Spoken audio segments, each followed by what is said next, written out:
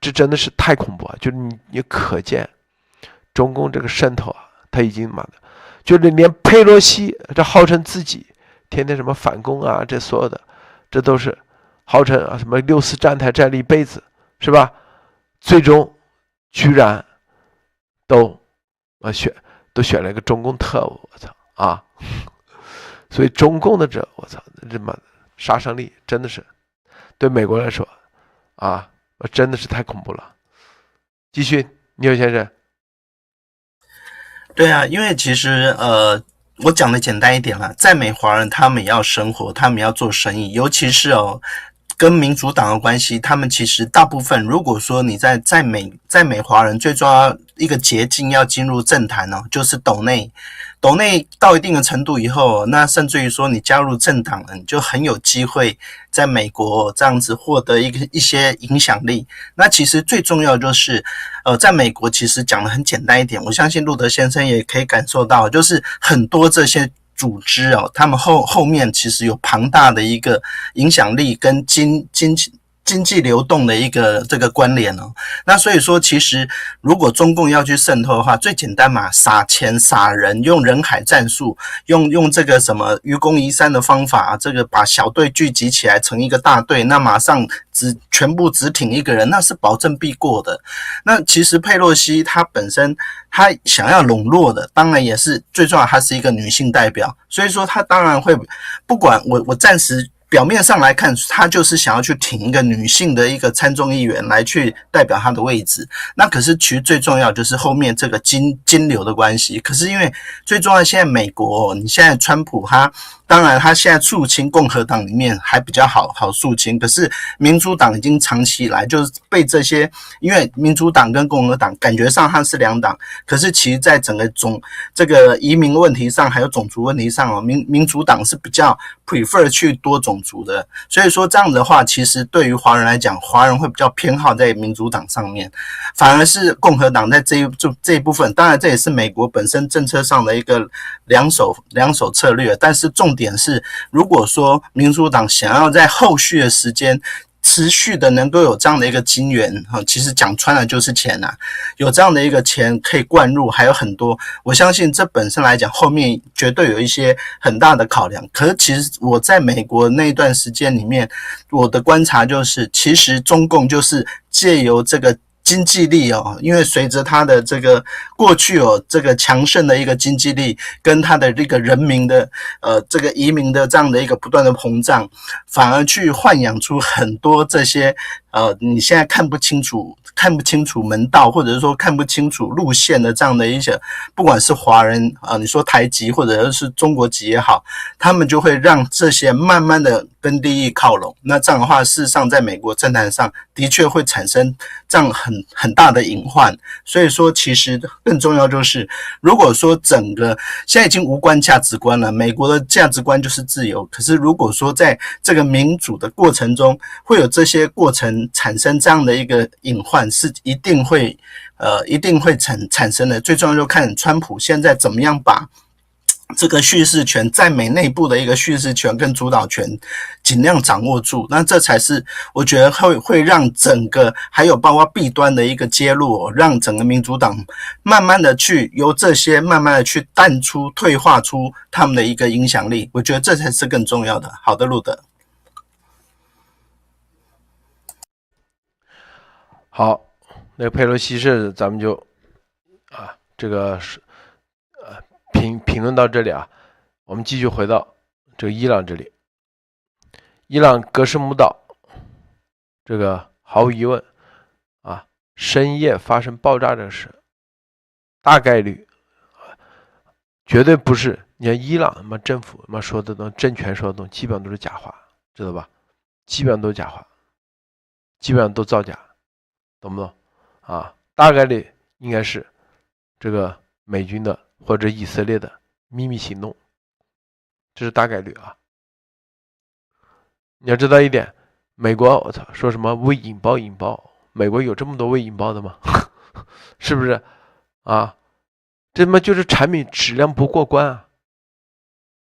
你在二战你只见过说什么日本的很多什么炸弹扔到中国，什么未引爆的多得很。你很少见说什么美国那炸弹未引爆的多吧？对，你很少。你有没有发现这东西啊？它就是如果说，因为美国每打一颗，它必然知道吧？它立马要监控有没有爆，如果没爆，要加第二颗过去，把第一颗也要给它爆了。这种未引爆的事，只有是在什么之前所什么大规模轰炸，是不是？那是在二战的时候，你才会出现这种情况。所以伊朗说什么未引爆这个逻辑根本就不存在，说什么受控引爆啊，什么安全研究近期敌对行动继承的未爆物资，是吧？这可能性很低，基本上不可能，因为美国每打一颗，它都是立马监控，这是基本操作。因为现在是可以打得很准的，导弹这玩意打得很准的，说打一颗啊没爆，那第二颗继续。因为美国的导弹如果被爆了，那被别人拿走了咋办？是吧？所以这么基本脑残，就说白了，就伊朗这个就纯粹就是忽悠，所以它必然是被打，是被爆。而霍尔木兹海峡这格什木岛，它又是一个很重要的地方。大家看啊，你看这些什么岛，我操，都是伊朗那边的。所以呢，这就是为啥说穿越霍尔木兹海峡，你看它这个伊朗完全可以骚扰捣乱，因为这就画圈圈的岛都是实际上都是在伊朗这一边。你现在船要通过，是不是？那么你很难还有这么多岛上，它随便搞一下就行了。对，就是控制海峡的咽喉。然后还有一点这个对川普来说，就是肯定昨天为什么推迟？第一，可能就是今天可以验证一点就是第一，是吧？这里面根本不存在说什么给那几个国家的面子，绝对不是，肯定是有某种别的原因军事上，要么准备就是川普有一句话说的，准备更大规模打击，就说白了就是之前准备的还不够，要升级然后呢，川普所以找个理由，找个借口往下，因为他必须得对国内很多是吧要有交代，对吧？这交代一下，其实就是 KPI 指标，你必须得完成，那不是说简简单单说半拉拉就行了，那肯定不是这种玩法，对吧？大家想想，就是这是很多基本逻辑。作为一个总统你整个团队是不是？你做了总统4年或8年，你得要有一个政治遗产吧？你啥东西你都没有，你怎么说在历史上美国总统这么多，最终能剩下几个大家记得的？那美国历史上记得几个总统是吧？华盛顿、林肯、罗斯福大家都是耳熟能详，是吧？里根大小罗斯福，那都是说白了就是美国开疆扩土有关系，因为是吧？国家安全层面它是最低底层，就是考验一个总统真正的能力实力，就是在战时你能不能各方面都能解决问题。美国是比的这个，和平时期做个和平总统，不会有人对你仰望，因为都会做，太简单了，知道吧？只有说在战时那才能考验你的各方面运筹帷幄的能力，是不是？调度能力，对内对外各方面解决问题的能力。美国它是一个这样的环境，因为美国它不存在什么专制也不存在权力无上限，啥都可以干，是不是？所以，但是你必须得有解决问题的技术、技巧啊，艺术，就跟那打游戏一样。说你看，如果这游戏给你一个外挂杀啊，一路通杀，一点意义都没有。他要的啥？就是你是一个陌生人，你对游戏根本不了解，你一次性通关，这才是我操绝对天才，是吧？他比的是这能力。所以啊，对川普来说，你想想，他必然啊是在全面准备中，毫无疑问啊。至于说这些舆论战的这些东西，你看吧，就中共这2天啊，这舆论战的东西很狂啊。第一，有什么普京啊，怎么地，是吧？啊，就是舆论战很明显啊，在加码。就中共的舆论战越加码，你就可以看到一点，越有大事要出来，因为中共知道想要通过舆论战要把这个压制住，越有大事出来。牛先生你怎么看？分享一下。啊，先生好像还没回来啊，牛。好的，其实我觉得现在真的是看这个中共它本身这里越是闹得欢呢，其实它讲穿了就是它越没有底。这样怎么说呢？讲的简单一点，就是因为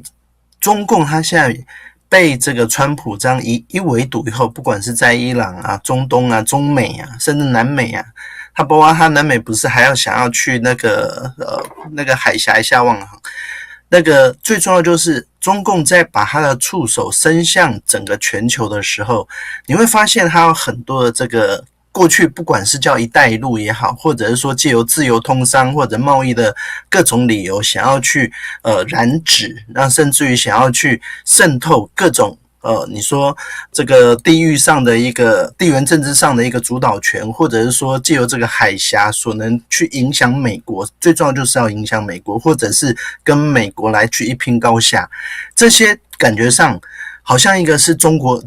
那个习近平的中国梦，非常的大，而且非常的宏观。那甚至于说，包括他过去的洗钱管道、石油管道，整个的这个香港到这个这个叫什么卡达的一个链路。这个其实都是很重要的一件事情。可是你看嘛，经由川普这短短不到2年的时间，1年多的时间，你看他从一个蓄势的推展，从巴拿马运河，然后一直整个推到现在，整个伊朗，包括连那个赖比瑞亚这个马杜罗都已经这些过去号称是这个中共的习近平的这些这个应该说丐帮帮主们这是一群的那可是你看嘛，他们逐一的都被端掉了，然后整个都被起底了，甚至有可能整个国家都快灭了。那你看现在如果习近平变成孤家寡人，他只剩下就是真的只剩下他除了他自己围起来那个围城里面他自己当王以外，最重要就是他只剩下他那一张嘴巴了。那现在就变成说在舆论战上面，当然川普也不能认输啊，对不对？最重要其实川普他当然他有他的一个考量，就是说到底这个全面攻击对伊朗的全面攻击，它的一个准备程度，那是依照本身美军在这里的驻扎的一个实力的增长，还有它的部署来去由川普定夺。那最重要，消息汇集到川普这里，他当然就可以知道哪一个来去比较重要来去加以运用。可是其实讲的简单一点，就是说我相信在川普去发布跟这个这个大灰人跟这个外星人合照以后，一定会有一些最重要，你看它还是另外一种心理战的作用，就给习近平看，就是说你看嘛，我们在美国里面51区甚至可以有外星人的这样的一个相互走在一起的照片都可以被拍出来。那你习近平你如果要 AI 去做，你当然可以吹嘘，可是其实重点是在于说，有这样的外星科技加持的一个情况下，美军的实力远远是可以超过中国的。那如果中国还看不懂的话，那事实上其实这整个过程本来就是心理战的一部分。那最重要就是要看川普怎么灵活去运用他手上的这些资源来跟中共打了。那现在就是像孟博士所说的，这是一场超限战，在号称第三次世界大战的时候，这就是一种超限战，而川普现在已经可以非常的运筹帷幄，而且灵活性的把它运用自如。那我觉得这个就是已经更高阶了。好的，路德。好，阿先生回来了啊，分享一下。是的，是这个样子啊，因为当川普从那个北京回美国以后啊，就一系列的这种就是让人震惊的一系列的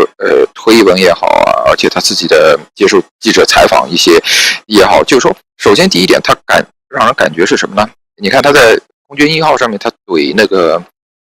纽时的记者啊，然后怼那些主流媒体的那些左派记者，然后他就很不客气，就是说，而且就加上就之前你没有看到他这个样子说话，然后而且为什么会这样子说话，就是他有底气，他知道 OK， 我现在这边自己考察过了，也就定了最后的发展方向会是怎么样的一个前进的一个趋势，心里面都有十有八九了。因为我们一直说嘛，就是台海战争，就是说习他最后被逼到那一步，他肯定他的实力，他不可能他打全球战争，他没有那个实力，他只能够在台湾这一块地方，就是说进行行动。那么不光是火战也好，还是他前期的这些，就是说台湾政局里面搞风搞雨搞的这些事情，他的最主要的目的就是说他要先要赢一局，他必须要拿下一局，然后才能够后面再跟美国再谈判。然后我相信按照现在的局势来说，习他的这种什么我们之前说的什么坐商3望2，他估计他自己也知道，他就想都不敢想，对吧？但是他唯一能够有把握的事情，就是说唯一能够，因为台湾就是在家门边嘛，对吧？就在中国边上，那你肯定是他再怎么样也找那个就是说我有把握的事情做，所以他必然是要花血本在台湾这边。然后呢，这个也就为什么中共非常非常紧张那个旧金山合约，因为旧金山合约我不知道大家有没有印象，之前外交部在那边胡喷，对吧？那个毛宁在那边胡说，然后结果就有一段时间就不出来了。我估计他这个中共也知道，你这个东西你没研究透，你怎么都能胡说呢？你胡说这个搞得自己很被动嘛。所以这个事情以后，中共就再也不提旧金山合约了，对吧？然后他就一直用2758号决议那个事情搅浑水。但是呢，现在我发觉一个事情，就是2758号决议那个事情他也不搅了。这个就是他知道，就是说你这个来回啊，这个搅舆论，你只能够把自己给最后搅进去，因为我们也说了，就最后的那个国际法律认证的那个文件，肯定是在美国手里。然后美国现在一直从日本投降以后，一直不把这个东西公开，就是有很多的战略考虑，对吧？那么苏联现在也没了，苏联没了以后，那肯定在某一天上面嘛，你只要你敢动，就是说武力侵略，你只要敢武力侵略的话，在国际舆论场上，他某一天就直接甩出来了以后，大家这下全闭嘴嘛，对吧？那你习只能够被摁在地板上摩擦。那所以说他现在就还是要用这种暗搓搓的手段去搞，这个也是他最擅长的。就你一个道理大家都明白，就是说你跟人对抗，你肯定要避其锋芒，就是说你一定要就是说用自己的擅长去打人家，你不要去跟人硬刚，习再蠢他都不会去跟美国硬刚的。所以你看他这个就是他为什么去影响佩洛西，然后去捣乱美国政坛，因为民主党这个事情啊，怎么说呢？就是说你看他其实在民主党的那个事情上面，他尝到很大的甜头，因为你看上一届拜登4年，对吧？然后对他也是就是说没有怎么样采取很大的行动，照样就是说采取这种麻痹啊、安抚啊，对吧？我们这样子说嘛，就是有可能他也是民主党也不想去动这一块。那么你看，但是有一点是很明显的是，2022年那次佩洛西为了台湾的事情直接飞一次去内地，也就表明得出民主党的态度，就是说你在就是说重大关头的时候，这个他是不跟你含糊的，因为这个是什么？就现在也是可以看得出来，就牵涉到美国的国家利益，就是说台湾这片土地，台湾这块地缘政治其实是美国拿住的，对吧？那个就是因为牵扯到旧金山合约这个东西，你不要给我扯其他的，就像叶王辉说的，先生说的，就是说就是地缘政治的事情。那么这个样子的话，你再怎么样渗透，中共是可以，他可以派这个那个什么他的助理啊，或者说这个助理那个助理去影响佩洛西他本人，甚至说影响就是说民主党里面的这种决策判断，然后再再就是说在川普政府最后下决心之前，他可以在国会里面使用这种什么拖刀剑啊，这种拖延战术，就是说把你川普给拖住，对吧？甚至就是你看现在不是伊朗也是吗？之前伊朗的那个事情其实就已经搞过了，其实川普也就试水试过了，对吧？他会不会引起我持续在伊朗进行作战，然后会不会引起就是说美国本土政治里面的这种动荡，对吧？那么现在可以看得出来，已经这个作用是不大了，影响力也不大了。那么同理可以推得出来，就是说到时候在台湾那个也不会引起太大的这种就是说反作用力。那么这个样子的话，所以说怎么说呢？我就觉得说中共在美国这个你不可能说他一下子他的这种这种就是说这种代理人啊，或者说这种影响势力瞬间消除，这个是不可能的。你哪怕就是说真的到那一天美中开战了，在台湾这边就是说已经打起来了，对吧？中共也会不遗余力的让你去让美国的那个就是说反对党去进行就是说施压，然后让你停战，对不对？那么但是问题现在是怎么样呢？就是说在这个局里面有一点大家我觉得是要看得清楚，就是说是台湾这个东西一定就像我们讲的，就是台湾地位未定论，是在媒体上面是未定论，其实正儿八经已经定了，就法律文件肯定就是已经确定就是在美国这边，对吧？只不过现在大家舆论战上面打得欢，对吧？不影响暗中的这个布局，这个就为什么我们一直说嘛，就是说美国在周边已经全部都布局不好了。其实川普这一次说的那些话，对吧？说我要跟你领导人管理者谈谈啊，领导人谈谈啊，大家最好都不要动啊。其实意思就是说，我局已经摆好了，你中共你敢不敢进？你敢进，就好了，问题就解决了。这个也是我们一直在期待想看到的这一点。这个也就为什么一直不停的，不光是我们节目里面不停的戳袭也好，还是川普政府美国也不停的通过各种手段戳袭也好，就是让他进这个局。好，路德。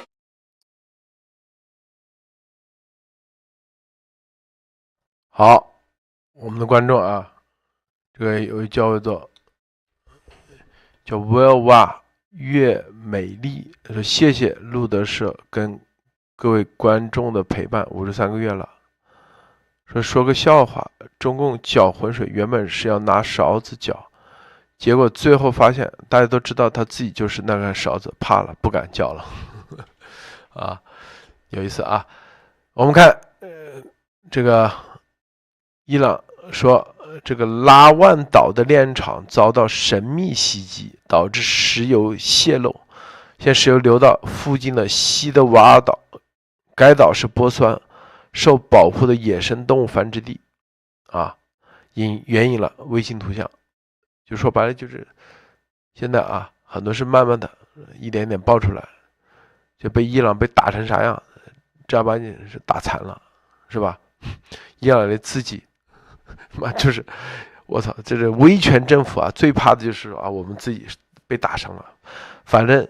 死活就妈还剩一口气，都说还很强大，是吧？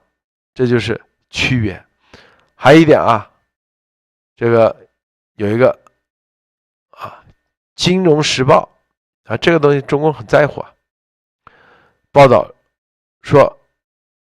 美国的官员告诉金融时报说，习近平私下告诉川普说，普京会后悔现在后悔入侵乌克兰。这话说出来之后，立即今天这个外交部发言人立即说这是假的回应说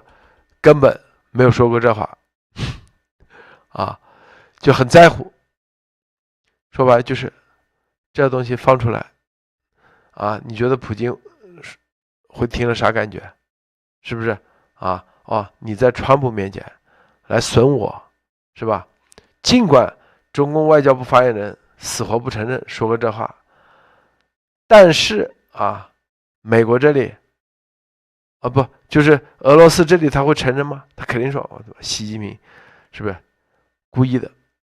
美国这里肯定不会瞎编，是吧？说白了，习肯定就是这里头就习的所有的外交就是拿一边踩一边，懂不懂？这迟早玩火这绝对玩火。在这一点上，因为刚阿仁是没说在这一点上阿仁还可以继续再说一轮分享一下。哎呀，你看，所以我说一人猪头的嘛，下面全都猪头的嘛。你不要说习他这边他玩这个，就是说他玩这种拉一派打一派，对吧？你看拉着俄罗斯，然后去那个去打美国，这个拉一派打一派。你看他下面所有的五毛，你看他水军他干的这些活，不是都这个样子吧？在路德社这边玩的也已经是那个叫什么这个炉火纯青，他们所谓的玩的，对吧？就批这个踩这个批那个，然后怎么样，对吧？那你说你这个东西，你普京是克伯，他会看不清楚这些吗？对吗？然后现在唯一的是，你看这个《金融时报》一播出来这个事情，然后为什么外交部反应那么大？我们可以看得到，就是说那么多年下来，你只要中共什么事情一点就着，然后一点反应就很大的这个事情，肯定是对的，对吧？10有8九错不了，因为不然的话，他没有必要他这个样子那么长反应。就讲白了，就习整个在这一次的博弈里面，他就是各个方面他都心虚，都没实力，对吧？又没实力，然后直接导致心虚。那么现在俄罗斯肯定的嘛，他把那个俄罗斯，他真的是就是说俄罗斯这一次就被他害得不浅，对吧？因为当初说去搞乌克兰也是习传导的去，对吧？然后普京自己也有一些这种小心思，对不对？那么你看现在局面搞成这个样子，俄罗斯也是国内经济就是说是就在差不多要在崩溃的边缘了。那么他这个样子搞，然后普京肯定也知道习的这种就是说这种心思，因为我们之前前几年节目不是也说过点过一个事情嘛，就是说普京跟人谈那个叫什么？普京跟人见面，尤其跟习共等人见面，然后就看谁里面，对吧？能够发展成双面间谍的，然后普京就会找人去在习身边发展。你说这个习他心里面没一点数吗？他肯定有数嘛，他肯定不敢乱说话嘛。然后这个样子他又不得不要跟川普见，对吧？跟川普见还很有意思的事情，就是那个叫什么那一次在中南海不是给川普看树，给他介绍树嘛。然后那个川普不是问他说还有谁来过，对吧？你看习的那个神情，就是绝对慌张，他都不敢答，对不对？那么而且这一次的那个川习会里面很多这种带梗的那些镜头什么的，都是俄罗斯的那个 RT， 对吧？很多他们都抓出来，这个就说明一点是什么？说明普京那个时候在川普访华的时候，普京肯定通过各个力量，甚至他的情报口，他的那个各个国体系都在观察，都在都在旁边看着，看你洗搞什么小心思。好，现在川普回去了，对吧？然后普京肯定要去嘛，而且普京你看他只待1天，就讲白了就是跟你习问话，对吧？问完以后，你哪怕你嘴上说的说，哎，我是忽悠川普的，或者是怎么样的，这个